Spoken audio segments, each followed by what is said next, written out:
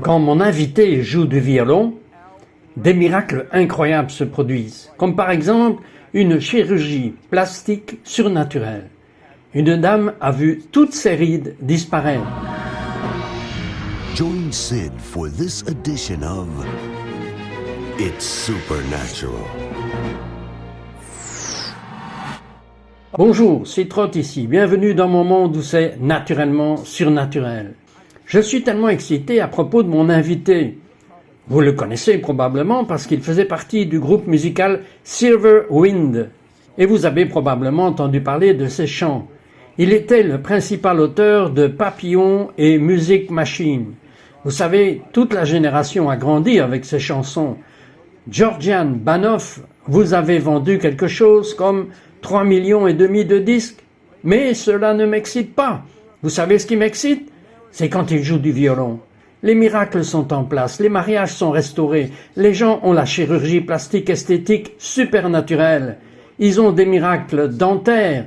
L'aveugle voit, les sourds entendent. Ils sont un peu comme Georgian. C'est presque comme une guérison intérieure de tous les problèmes que les gens ont eus. Quand vous jouez du violon devant eux, les cœurs brisés sont guéris et les mariages sont restaurés. Et surnaturellement, c'est la sortie du Saint-Esprit. Vous savez ce qui est incroyable, c'est qu'il est né en Bulgarie communiste. Et en Bulgarie, on vous a appris qu'il n'y avait pas de Dieu. Et comment avez-vous commencé le premier groupe de rock'n'roll en Bulgarie? Eh bien, c'était notre réponse contre la doctrine de formation au communisme. Et c'était notre façon d'essayer de trouver notre identité. Un peu de rébellion. Oui, un peu de rébellion, ce n'était pas mal. Et j'ai entendu les Beatles et certaines de ces sonorités, mais sur les ondes courtes à la radio, ils bloquaient tout ce que nous pouvions entendre. Mais ensuite, ils vous ont arrêté. Ce n'est pas parce qu'ils ont réalisé qu'ils avaient fait une grosse erreur. Pourquoi? Parce que nous étions les meilleurs, mais il n'y avait aucun moyen de prouver que nous serions les premiers. Et donc, ils les ont mis à la télévision. Il n'y a qu'une seule chaîne, donc tout le monde nous regarde du jour au lendemain. Nous sommes la bande numéro 1, il n'y a pas de numéro 2. Donc, tout le monde a afflué. Et pourquoi n'ont-ils pas aimé ça? Mais parce que les jeunes se réunissent, ils commencent à applaudir, c'est comme la prochaine révolution à faire, ils n'aiment pas cela, ils ont peur. Ok, il s'échappe de Bulgarie et vient en Amérique. Mais il n'a pas l'habitude d'avoir beaucoup de nourriture en Bulgarie. En Amérique, vous n'aviez pas beaucoup d'argent, alors certains chrétiens donnent de la nourriture gratuite. Pendant 3 mois, aimiez-vous la nourriture? J'ai aimé la nourriture. Et mon esprit disait, il n'y a pas de Dieu, mais mon ventre parle, et c'est mon ventre qui m'a conduit à Jésus, parce que j'ai continué à avoir faim tous les jours, et ils ont continué à offrir de la nourriture. Alors je vais chercher de la nourriture. Mais je suis vraiment né dans cela. Ok, il monte sur une montagne, et il est réel. En fait, Georgian, et c'est ce que j'aime à ce sujet, vous êtes une vraie personne. Ce que vous voyez, c'est ce que vous êtes. Il monte sur la montagne, et qu'avez-vous dit à Dieu? Je ne savais pas quoi dire. Je n'avais même jamais cru en Dieu. Et puis, Todd est venu me dire que Dieu existe. Et à ce moment, mon souffle s'est arrêté. Et savoir que Dieu existe, tout a changé autour. C'est comme si quelqu'un m'écoutait. C'est probable qu'il est ici en train de m'écouter. Et l'acoustique a changé. Je me suis dit, c'est quoi? Il n'y a personne, mais je peux sentir quelqu'un. Et j'ai commencé à parler. Et plus je parlais, plus c'était épais et plus j'avais la foi que Dieu existait. Et je me suis effondré dans la saleté. J'étais tellement submergé de savoir que pendant toutes ces années, je ne savais pas qu'il existait. Et il est là maintenant. Et je dis, qui es-tu? Qu'est-ce que tu aimes? Je voulais tout savoir sur lui. Et j'ai tremblé et pleuré. Et cette proximité, toute une journée sur la montagne, c'est ce qui a été mon premier jour avec Dieu. Et parlez-moi de ce chant que nous allons vous faire jouer. Verse mon esprit. Oh, c'est le chant qui est venu, et vous savez, en 1995, un grand réveil est venu, et mon mariage a été brisé, et tout s'effondrait, et le Seigneur a déversé son esprit sur moi et sur ma femme. Bien, devinez quoi? Seigneur, envoie le feu.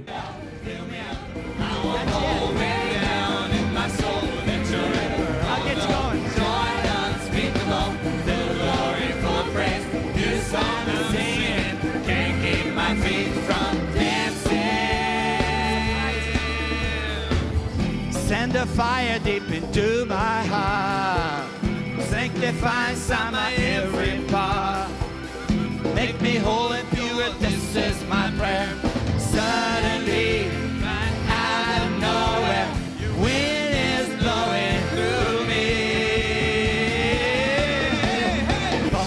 just below.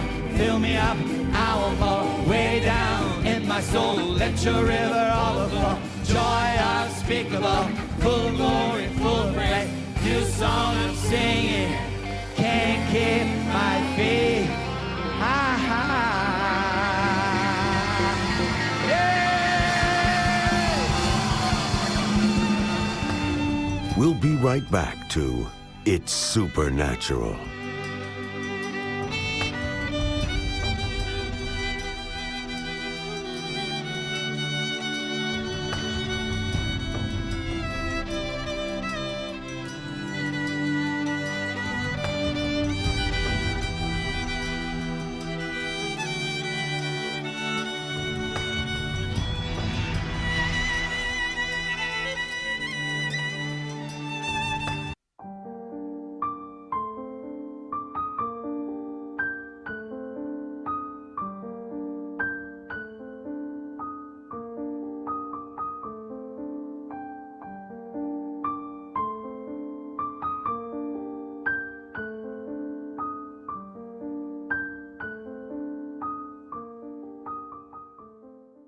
We now return to It's Supernatural. Bonjour, Citrot ici avec Georgian Banov. Et Georgian a été élevé dans un pays communiste. Il est athée, il vit en Amérique, il aime la nourriture gratuite des chrétiens pendant 3 mois. Il reçoit de la nourriture gratuite, il reçoit aussi de l'amour. Alors il dit, Dieu, je dois savoir avec certitude que tu existes. Es-tu réel? Et il a une rencontre avec Dieu. Mais peu de temps après, le feu de Dieu est venu sur lui. Parlez-moi de cela. Il me disait qu'il y a plus, il y a le Saint-Esprit. Et je dis, qu'est-ce que c'est? Ils ont dit, demande-lui. Et j'ai commencé à demander, et tout à coup j'ai eu une expérience sonore. J'ai entendu des milliers de voix qui criaient et hurlaient et profitaient de l'extase. Et puis dans la pièce, les cieux se sont ouverts, juste comme ça. Et me voici dans la salle du trône, et des millions d'anges tourbillonnent autour de Dieu parce qu'il en était couvert. Et ils étaient partout sur lui, et ils étaient tellement extatiques, et le feu est sorti, et avant que je ne puisse réagir, une boule de feu m'a frappé, et c'est juste que le feu est venu à l'intérieur de moi. Il ne m'a pas brûlé, tout était bien, c'était presque trop. Je me souviens qu'il m'a montré l'avenir, c'était la gloire du Seigneur remplissant le stade, et j'étais en fait transporté. Je ne peux pas expliquer comment je voyais dans le futur, et je n'étais pas vieux, mais je n'étais pas jeune. Je peux vous dire comment, parce qu'il n'y a pas de temps dans l'éternité, donc vous voyez tout quand vous êtes dans ce royaume, donc vous avez vu votre avenir. Et qu'est-ce que Dieu vous a montré? Dans l'avenir, j'étais ministre, j'étais dans un grand stade et dans la gloire de Dieu, et il y avait un grand brouillard, ou quelque chose comme un nuage qui commençait à couvrir les gradins, et les gens disparaissaient. Les gens disparaissaient parce que le nuage était très épais. Oui, ils étaient tellement complètement engloutis, mais j'ai vu le moment juste avant qu'ils ne soient couverts, j'ai vu leurs yeux, et ils voyaient le Seigneur. Il y avait beaucoup de gens, je dirais 50 à 80 000 personnes, comme un stade de football. Comme un grand stade de football, oui, avec des gradins en bas, et quand le nuage a couvert la scène, je me suis effondré et je suis retourné à mon présent. C'était juste incroyable. Pouvez-vous imaginer que ces stades sont remplis d'une présence si tangible de la gloire de Dieu que ce sera comme un brouillard et que vous ne serez même pas capable de voir les gens? Mais pouvez-vous imaginer que Georgian est immergé dans cette présence tangible de Dieu? Vous pensez que le feu était quelque chose? Pouvez-vous imaginer à quoi cela ressemblera? Oui, parce que cela arrive sur Terre, et cela arrive aux plus grandes installations sportives qui vont être remplies avec Jésus. Maintenant, croyez-le ou non, après cette expérience, quelques 3,5 millions de disques ont été vendus, et Dieu a lancé son ministère. Mais il est arrivé au point où, avouons-le, vous traitez avec les gens et vous allez être déçus. Et il y a des déceptions avec sa femme. Il a eu des déceptions dans leur mariage. C'était une pagaille. À l'extérieur, il avait l'air super, mais quand la porte était fermée, lui et sa femme savaient que ce n'était pas si génial. Mais il a une solution à tous les problèmes de mariage. Comment Dieu a-t-il résolu votre problème? C'est arrivé en présence du Seigneur, c'est devenu si épais et si réel, et ma femme a commencé à pleurer. C'était juste une réunion glorieuse. Elle a commencé à pleurer, et elle n'avait rien ressenti lors d'une réunion depuis des années. Alors elle va à cette réunion, et le même nuage dont nous avons parlé, cette même gloire est venue sur elle. Mais comment cela a-t-il résolu vos problèmes conjugaux? Elle a d'abord pleuré, puis elle a commencé à rire et à se réjouir. Et je ne savais pas quoi faire. Je n'avais jamais vu ma femme comme ça. Et la parole dit que le soutien est de soutenir sa joie, de soutenir son ivresse. Et je ne l'avais jamais vue comme ça. Et donc je l'ai supportée. Et c'était la clé. Mais la chose que je veux savoir, j'ai vécu ce que vous décrivez, et certains d'entre vous ne l'ont pas fait, mais cela disparaît en quelque sorte après un certain temps. Est-ce disparu avec elle? Eh bien, deux choses. Le Seigneur dit de soutenir cette manifestation, ne laissez personne se moquer, et s'ils le font, séparez-vous simplement d'eux. En d'autres termes, protégez les expériences sur votre femme. Numéro 1. Et numéro 2, prenez du temps tous les jours. C'est ce que je n'avais jamais fait avant, en tant qu'homme marié. Je ne faisais jamais de dévotion avec ma femme. Elle avait sa dévotion et j'avais ma dévotion. Mais maintenant, nous passons du temps ensemble, avec la parole et avec la présence de Dieu, et nous discutons. Alors, comment va votre mariage maintenant? Maintenant, 16 ans plus tard, nous avons pris 1 mois et nous sommes allés en vacances ensemble. Nous nous sommes bien amusés. Nous nous aimons vraiment et profitons l'un de l'autre. 32 ans de mariage. Il y a tellement de miracles avec Georgiane que je ne sais pas par où commencer. Parlez-moi très vite du poulet qui s'est bien multiplié. Parce que j'ai été sauvé grâce à l'évangélisation alimentaire, j'utilise ça partout. Et je nourris la nation. Je nourris les plus pauvres, des pauvres, et nous sommes dans une base dans le sud. Nous faisons des dîners de poulet pour 1200 personnes, et on les frit toute la nuit. Et le lendemain, en plus des 1200 personnes, des voisins arrivent, encore 1200 personnes. Et donc, nous n'avions pas de poulet pour plus de 1200 personnes.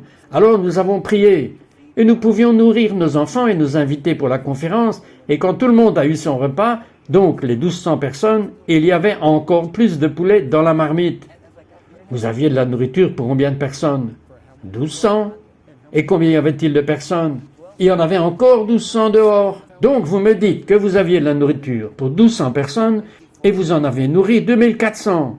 Et ils étaient tous bien nourris.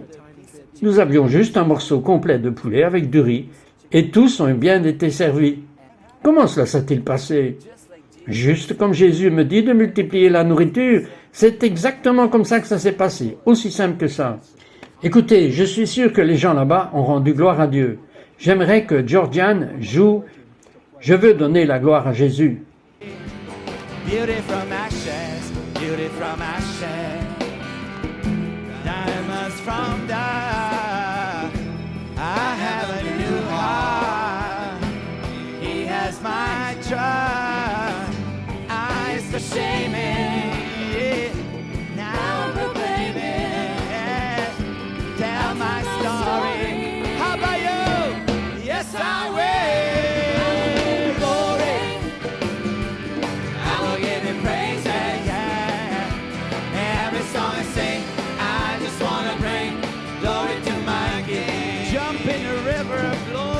Jump in a river of glory.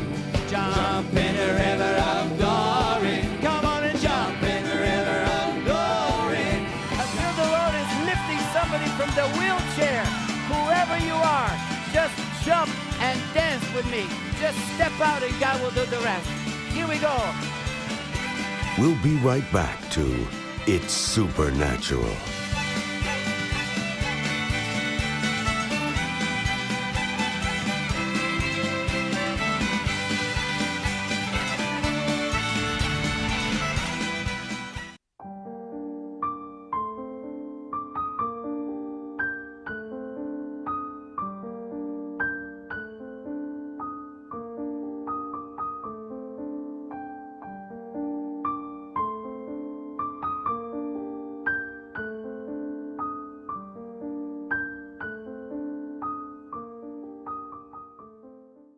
We now return to It's Supernatural.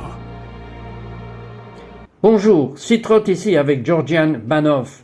Quand je pense à vous, je pense à un homme qui a une grande joie, mais je pense aussi à un homme qui a une grande compassion pour les enfants du monde entier, pour les personnes vivant dans des décharges. Je veux dire que la plupart d'entre vous ne sont même jamais allés dans une décharge d'ordures. Racontez-moi une expérience où vous allez au plus bas du plus bas de la société. Nous venons de rentrer du Nicaragua et dans un endroit appelé Champ Bleu. La décharge d'ordures est comme un ravin, et les camions arrivent, et ils viennent ouvrir leurs bennes, et ils commencent à jeter, et ils ne donnent pas la possibilité aux gens de collecter ce qu'ils veulent en premier. Alors, qu'est-ce que les gens font? Ils ont des bâtons de 10 pieds de long avec un crochet, de sorte que les camions poussent les trucs et ils attrapent les choses, et c'est juste très dangereux, parce qu'ils pourraient glisser et tomber, et c'est très profond. Et cela écrase mon cœur. C'est comme cet enfant de 9 ans qui intervient pour sa mère. Ce n'est pas un endroit pour les enfants. Et cet enfant courageux essaye de faire ce que maman ne peut tout simplement pas faire à cause de tout ce qui lui est arrivé. Et, je ne sais pas, je n'ai pas de mots pour décrire à quel point c'est une injustice. Parce qu'un petit enfant fait ce que même une mère ne devrait pas faire. Mais il le fait pour aider sa mère. C'est une injustice. Et Jésus a payé pour éliminer cet ennemi de la famine, de la pauvreté et de la dégradation. Et la dignité est tellement détruite. Et cela me pousse à dire non. Nous sommes ici. Jésus vous aime et nous apportons de la nourriture. Nous apportons de l'eau. Mais surtout, nous apportons la maison de Jésus et nous encourageons les gens. Quand vous venez, est-ce que vous apportez votre musique? Vous jouez du violon? Oui, absolument. Une dame m'a dit, j'avais entendu parler d'un instrument appelé violon, mais je ne l'avais jamais entendu, car elle vit dans les dépotoirs. Alors j'étais là et j'ai joué, et j'avais l'impression de leur jouer une chanson d'amour. Mes notes disent ici que vous aimez aller dans des endroits le plus bas du bas. C'est dépotoir parce que c'est là que vit Jésus. Qu'est-ce que vous voulez dire par là? Il dit, vous m'avez rendu visite quand j'étais en prison, vous m'avez nourri quand j'avais faim, et vous m'avez habillé quand j'étais nu. Et on dit, quand est-ce que tu as fait cela, Seigneur? Attends, nous ne t'avons jamais vu en prison ou affamé. Mais il dit, quand vous êtes allé à la décharge, et que vous avez touché ceux qui y vivaient, vous m'avez touché, vous m'avez habillé, vous m'avez aimé, et vous m'avez visité parce que Jésus est là. Là où chaque être humain est, Jésus est là. Georgian, nos téléspectateurs seraient très contrariés si vous ne me disiez pas certaines des choses qui se sont produites à Youngstown, Ohio. En particulier, parlez-moi de la personne avec les rides. Oui, pendant le culte, cette dame a ressenti des picotements sur son visage. Alors elle sentait la présence de Dieu de bien des manières et depuis des années, mais elle n'avait jamais ressenti ce genre de picotement. Ce soir, j'ai 2 jeunes filles là-bas. Elles vont avoir 16 et 14 ans cet été. Et j'ai dit, remarquez-vous quelque chose de différent à mon sujet? Et elles ont dit, maman, tu n'as plus de rides. Où sont-elles allées? So did you notice anything different? They're like, Mom, you don't have any wrinkles. Where'd they go?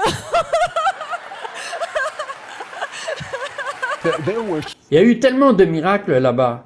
Et c'est la chose incroyable, c'est que le nom de la ville est Youngstown, jeune ville, Ohio. You get that? Je vais vous dire, Georgian, j'aimerais que vous jouiez du violon sur nos gens. Voudriez-vous que Georgian joue son violon sur vous? Parce que quand il le fera, des miracles se produiront. Feriez-vous cela? Bien, je le ferai, et je vais commencer juste à jouer pour vous et vous bénir pour que Dieu vous garde plus jeune et que vous soyez de plus en plus jeunes, comme Caleb et Josué, et forts pour inaugurer une toute nouvelle génération de manière surnaturelle. Merci beaucoup pour votre audace d'être comme ce Josué contemporain.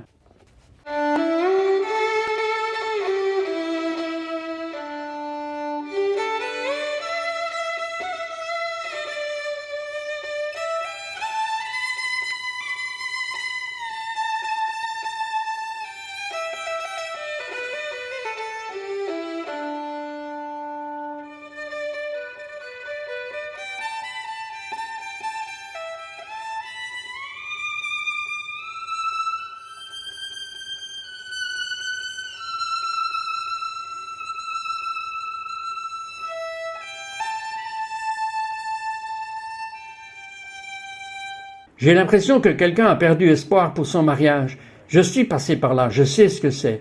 Mais Jésus dit, regardez-moi, vous avez essayé d'aimer votre femme et vous avez échoué.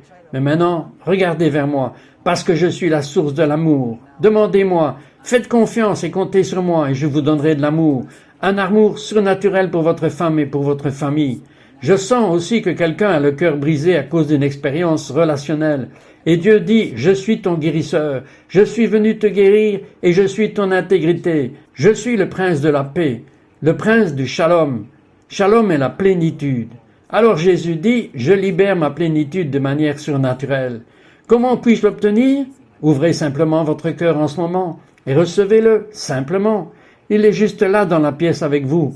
Il est dans une décharge à Managua, mais il est aussi ici avec vous, dans votre maison. Et vous avez peut-être l'impression qu'il y a une poubelle dans votre cœur, mais vous savez quoi? Il est ici pour l'enlever.